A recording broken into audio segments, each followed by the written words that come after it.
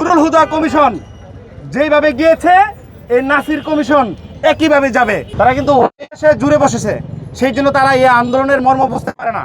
নির্বাচন কমিশনের যে শর্ত রয়েছে, সারা বাংলাদেশের 23টি জেলা কমিটি এবং 103টি উপজেলা কমিটির সমস্ত তথ্য উপাত্ত আমরা জমা দিয়েছি।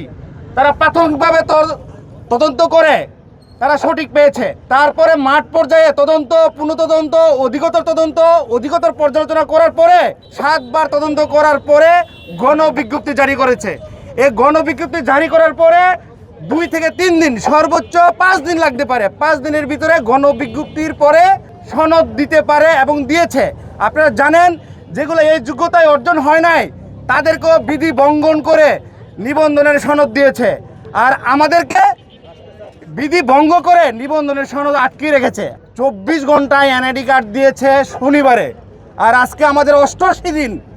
88 দিন হওয়ার পরেও আমাদের সনদ আটকে রেখে জাতীয় নির্বাচনে আমাদের হাজার হাজার কর্মীবৃন্দদেরকে অংশগ্রহণ করতে সুযোগ দেয় নাই এই নির্বাচন কমিশন ইচ্ছাকৃত। নুরুল হুদা কমিশন যেইভাবে গিয়েছে এই নাসির কমিশন একইভাবে যাবে।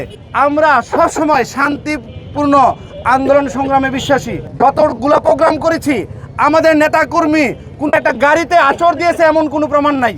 আমরা সবসময় সুশৃঙ্খল, আজকেও সুশৃঙ্খল। আমাদের এখানে মাইক আনার পরেও তারা বারবার অনুরোধ করার পরে আমাদেরকে কিন্তু আমরা বারবার চেষ্টা করছি, কিন্তু আমাদের মাইক ইউজ করতে দেয়। আপনারা দেখেন আমরা কত সুশৃঙ্খল। যারা সুশৃঙ্খল তারা বারবার বঞ্চিত হবে, এরকম এই জন্য আমরা আন্দোলন করেছি, সংগ্রাম করেছি। আমরা চাই আজকে আমাদের তারা যদি আন্তরিক হয়, ইতিবাচক হন, তারা 3 ঘন্টার ভিতরে আমাদের সনদ দেওয়ার অধিকার রাখে। আমরা চাই তারা আমাদের সনদ দিয়ে দেখ। আমরা জাতীয় নির্বাচনে সুন্দরভাবে গণভোটের পক্ষে এবং আমরা ভোট দিয়ে আমরা আপনাদের নির্বাচনের সমস্ত কিছু কাজে সহযোগিতা করতে চাই।